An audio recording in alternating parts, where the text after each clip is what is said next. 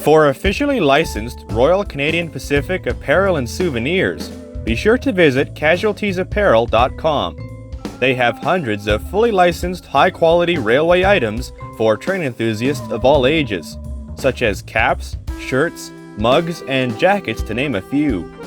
If you are looking for a Canadian train mug for your coffee, or a nice train shirt or jacket to railfan in, you will definitely want to check out Casualty's website at www.casualtiesapparel.com.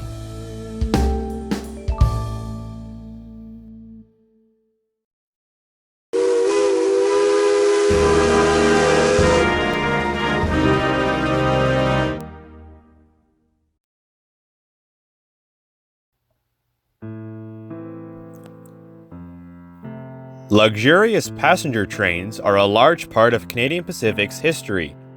Trains such as the Trans-Canada Limited and later the Canadian were huge successes and brought thousands of tourists from all over the world to visit Canada through the windows of Canadian Pacific passenger cars.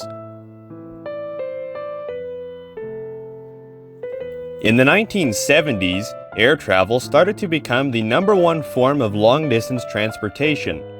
It was around this time that Canadian Pacific put an end to these cross-country trains of splendor, turning their focus toward freight traffic where it seemed to remain.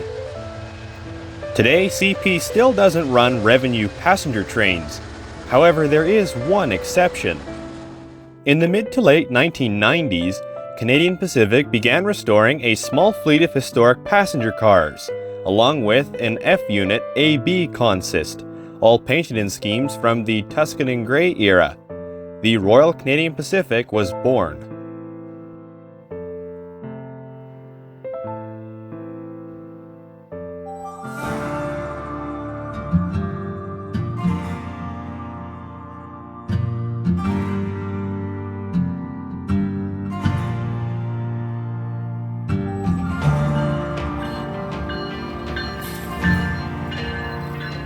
The Royal Canadian Pacific, or RCP, is North America's most exclusive luxury train and has captured the essence of the golden era of passenger travel.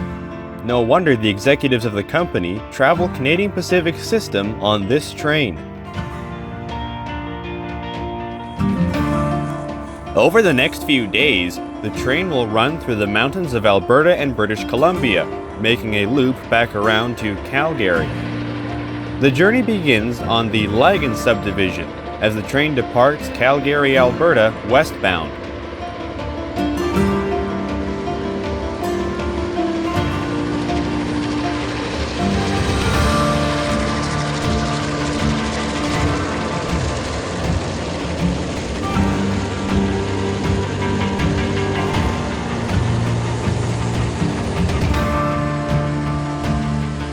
The RCP is available for private bookings between June and September and follows this same route.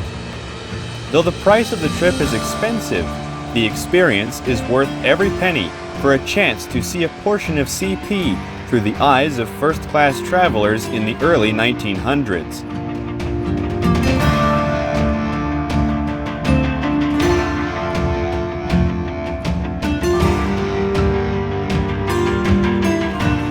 This trip in late August was no private excursion, however. It was a business train of sorts. Its passengers were CP company officials, riding the rail through some of Canada's finest scenery, in cars fit for royalty.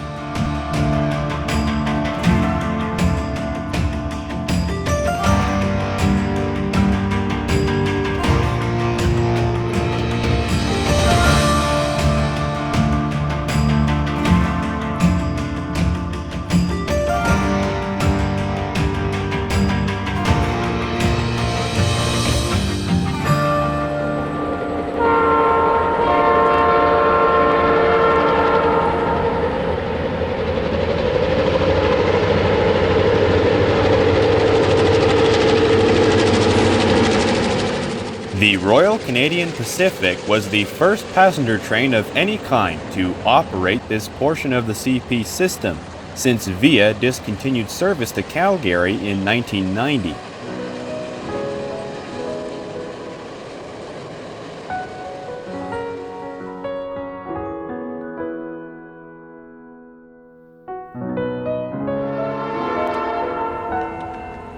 At Banff, we get a glimpse of vintage passenger operations from so long ago, as the train highballs past the 1910-built Banff station.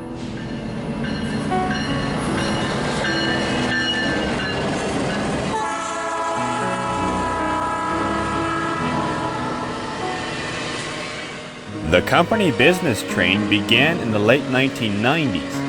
The RCP followed starting in June of 2000 after it was given the Royal designation by Queen Elizabeth II. Locomotives 1401, 4106, and 4107 were all originally built for Canadian National as FP9As between 1957 and 1958. They were originally numbered 6541, 6515, and 6526. All three were sold to Via Rail in 1978. 4106 and 4107 were remanufactured to become FP9AUs in the mid-80s before returning to Via passenger trains. In the 1990s, the trio went their separate ways. 1401 went to work with the Nebkota Railway, while 4106 and 4107 were sold to the Ohio Central. Acquired in 1998, 1401 was painted in the Tuscan and Grey block lettering from the 1950s and put to work with the RCP in 2000. Many will remember when it helped 2816 with dynamic braking between 2001 and 2012 as the Hudson ran its many steam excursions.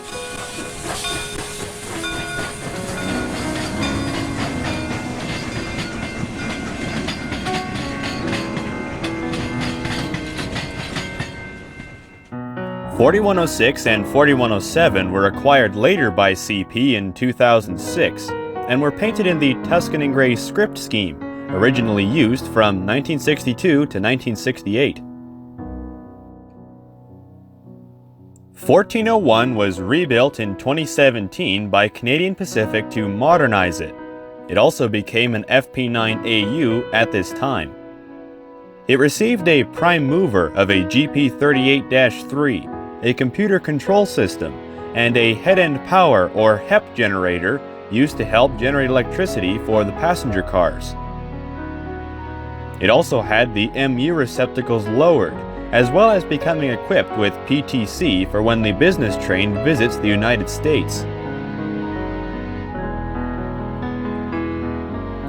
4106 as well as 4107 have never been rebuilt by CP, but minor modifications have been made here and there to improve their performance. Ironically, the only original CP-built F unit on the roster is FP7A 1400, which was retired in 2011 when declared unserviceable after its 12-year career with the Royal Canadian Pacific. Instead of scrapping it, Canadian Pacific decided to re-restore it in 2018 and placed it on static display at CP's Ogden Park in Calgary, Alberta. It now sits beside CP 440 number 29.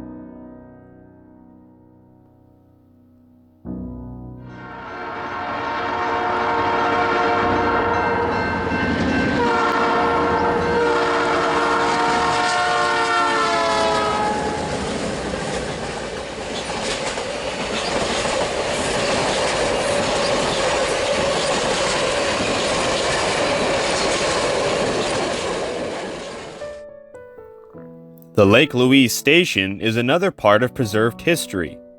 Originally called Lagan, the town has turned the station into a restaurant museum, complete with 3 heavyweight passenger cars on display.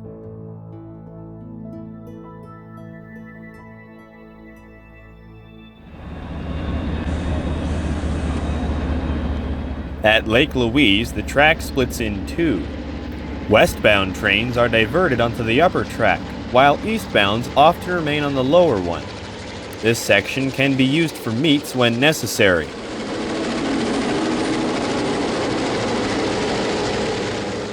When the business train is running, it often claims first priority on the main line.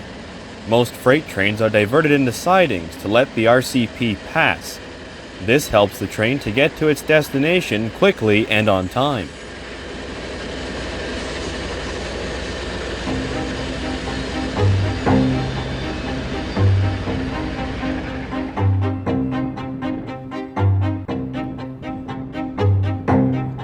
At Stephen, the track singles up again. Here the train heads downhill toward the spiral tunnels. Westbounds first enter the upper spiral tunnel, then make their way down to the lower before continuing on to Field. When F units first came onto the scene of railroading in the 1950s, they quickly began replacing steam on trains traversing the big hill. The diesels were equipped with dynamic brakes that convert the moving traction motors into generators. The friction caused by this helps slow and control the train, meaning the brakes are used far less.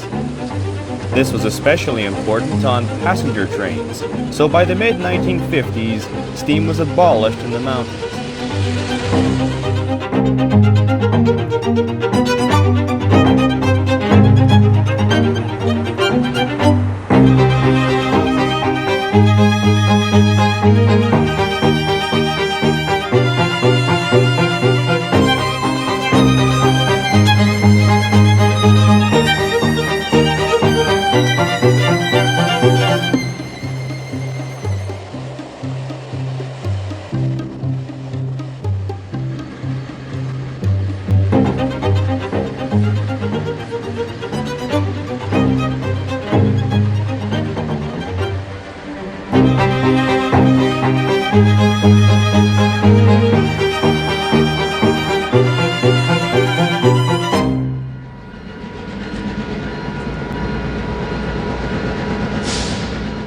As the RCP coasts safely into Field, it concludes another successful trip down one of the toughest grades on the Canadian Pacific Main Line.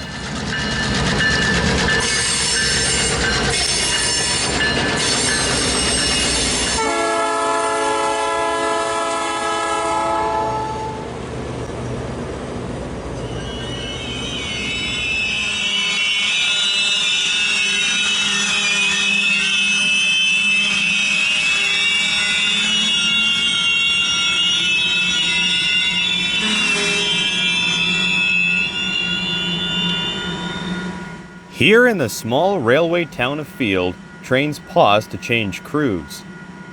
Passengers in the Selkirk Dome car and the Sanford Fleming Theatre car use this as an opportunity to take in the beauty of the mountains surrounding the town.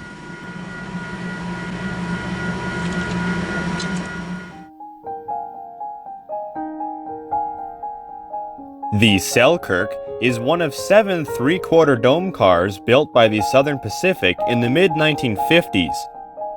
These unique domes were built from older SP cars for the popular daylight train, so they would clear the low tunnel portals that SP had at the time. CP acquired this one in 2018, and work began on it soon after. Essentially, it was a ground-up restoration, as the car came to CP as no more than an empty windowless shell. Restored at the Ogden Shops in Calgary, the car has been turned into an executive lounge and fits right in with the other luxurious passenger cars of the Royal Canadian Pacific.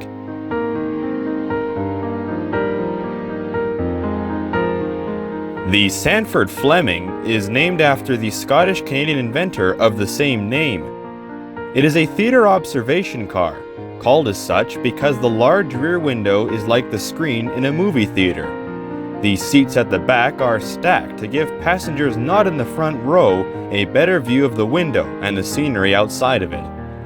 The Sanford Fleming, along with the Bonfield, have also become part of the Canadian Pacific business train. The pair were acquired from CN sometime in the mid-2010s. The CEO at the time, Hunter Harrison, had them both painted in CP System Red for his private train. When Keith Creel took over in 2017, the cars were repainted Tuscan black with the classic imitation gold lettering of Canadian Pacific passenger equipment. Now the cars look better than ever, with a much-needed touch of class. The Sanford Fleming can also be used for reversing moves. In addition to the rear spotlights, it has a bell and horn, which also come in handy for saluting trackside rail fans.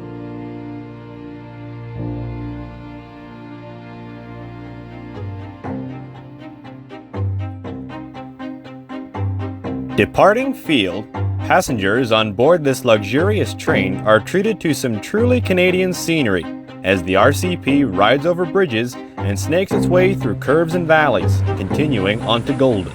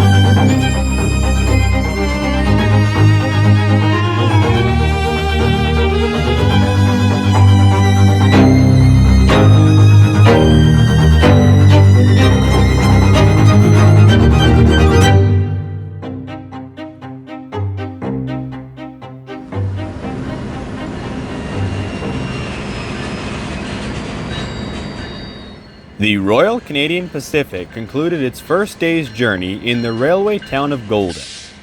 The RCP only travels during the day for the passengers' greater appreciation of the mountain scenery. At night, the train ties down in CP yards, away from the public eye.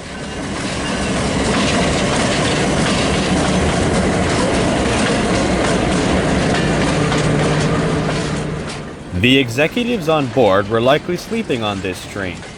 The first three cars, HB Bowen, Banffshire, and the NR Crump, are all sleeping cars. Tonight they will sleep like first-class passengers of the 1920s, in a bed of timeless luxury.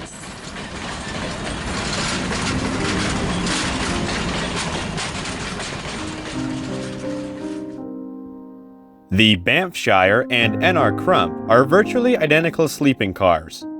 They have 6 private rooms, complete with 2 beds and a private bathroom with shower in each. The rooms have ornate wood paneling throughout, and decorative yet functional curtains on the windows. Not to mention the nice comfortable beds with warm sheets and blankets. Even the ceiling in the rooms has a first-class aesthetic.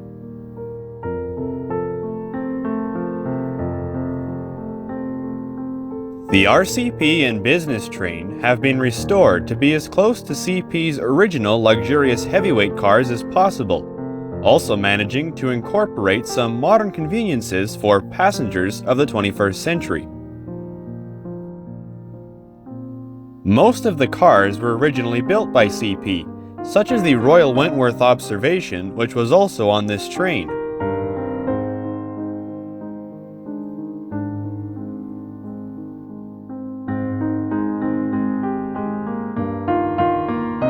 The cars all have a true first-class look inside, from the brass-accented light fixtures on the walls and ceilings, to the carpets, cabinets, and vintage stylized furniture. The train captures the feel of the golden age of passenger travel in every car.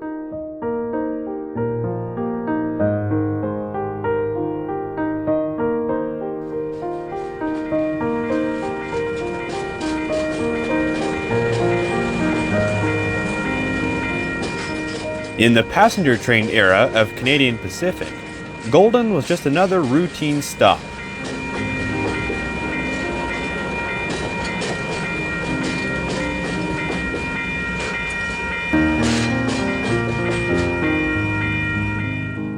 Though passenger trains no longer serve the town, many other trains terminate, originate, and cross over in Golden, as they move from the Windermere sub to the Mountain sub, and vice versa.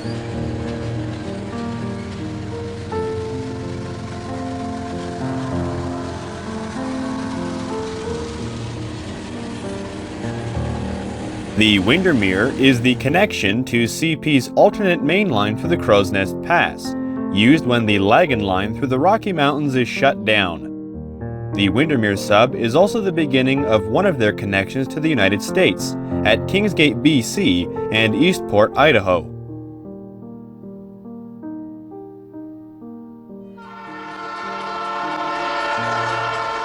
For the Royal Canadian Pacific, the Windermere subdivision is the official beginning of the loop back around to Calgary, Alberta.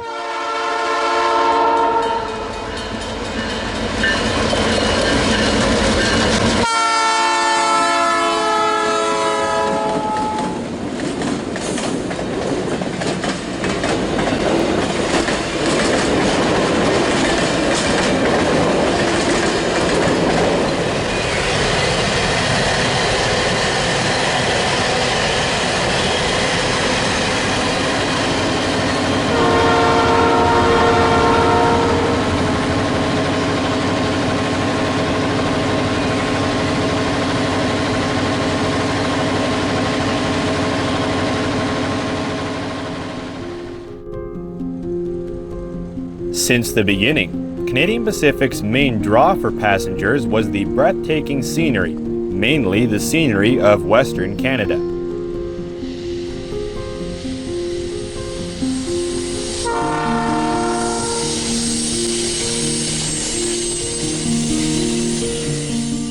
Canadian Pacific ran a series of legendary passenger trains between its completion in 1885 all the way into the 1950s. These trains were incredibly luxurious and pampered the passengers as they traveled across Canada. Stylized wood and burnished metals, as well as unique furniture designs and cars of every class, made the train stand out. Each car generated electricity for its own lights by using generators mounted to the axles to charge batteries located under the car. These passenger trains worked very well and made up a large portion of CP's profits up until the Second World War. This was mostly because the passengers on board were treated with the utmost respect. Canadian Pacific knew that people wanted to see Canada, so to persuade them onto CP trains, they made sure that their cars were as beautiful inside as they could possibly be.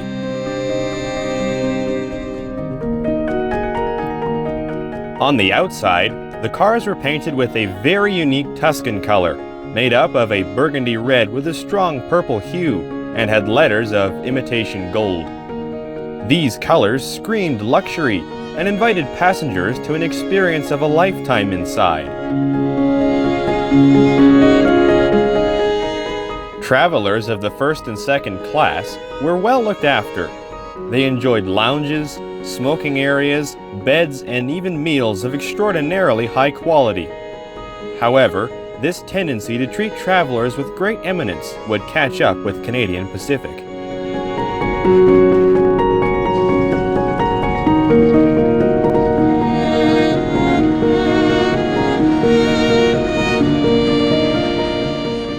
After the Second World War came to an end in 1945, Canada's transportation industry began to change. People could now take a long-distance flight in only a few hours that would take days by rail.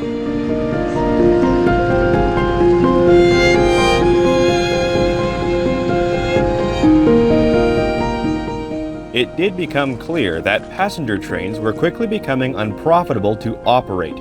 They were costing more money than they were making due to their luxurious quality, as well as travelers' growing demand to arrive quickly instead of in style.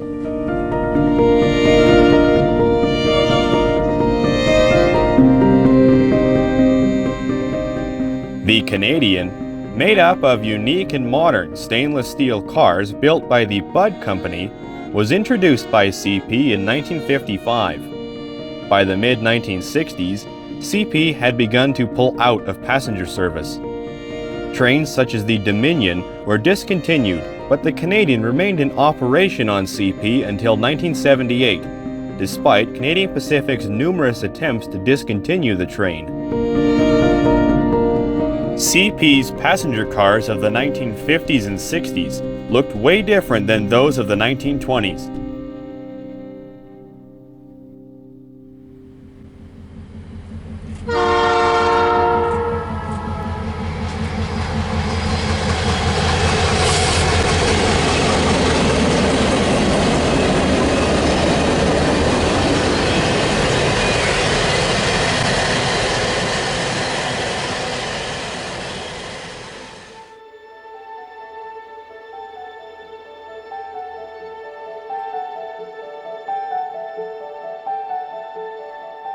The Royal Canadian Pacific has successfully recreated a piece of a bygone era of luxury passenger travel. However, the RCP is more about the journey and scenery instead of arriving at a destination.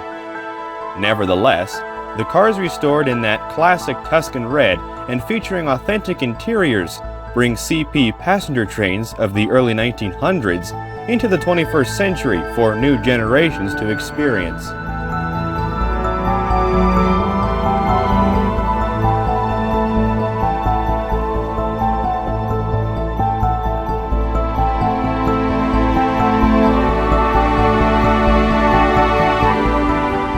Canadian Pacific's southernmost route was constructed as an alternative to their main route through the Rocky Mountains. The line is much longer, but the sights never fail to impress as the executives continue their rail expedition heading for Fernie.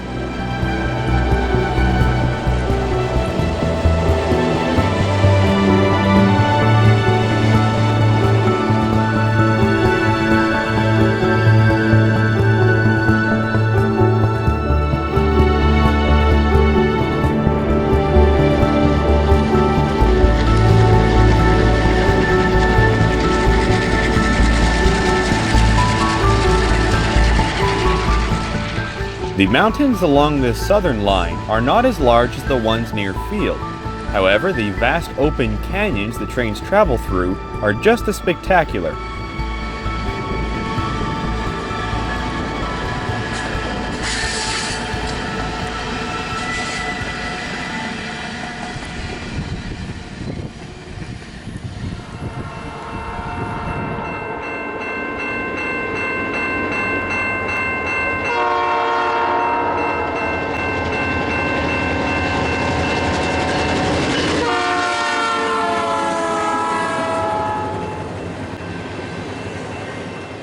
By the late afternoon, the executives had made their way out of the various lounge cars and into the Craigellachie.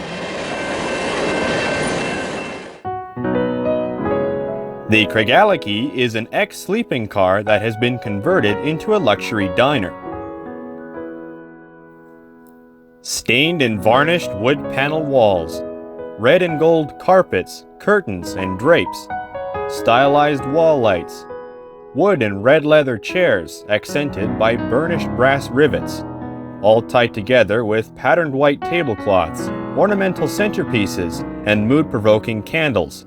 The Craigellachie is the true epitome of first-class dining by rail. Multi-course dishes of gourmet cuisine, along with fine wines, are served in the Craigellachie during meal times.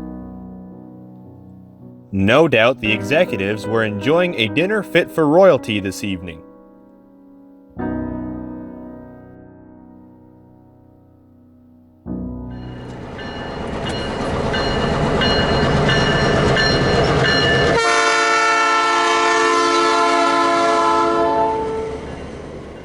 The second day was concluded in Fernie, a railway town in southern BC. Here the train passed through many of the crossings before a crewman in the Sanford Fleming led the train back into the yard as it was tied down for the night.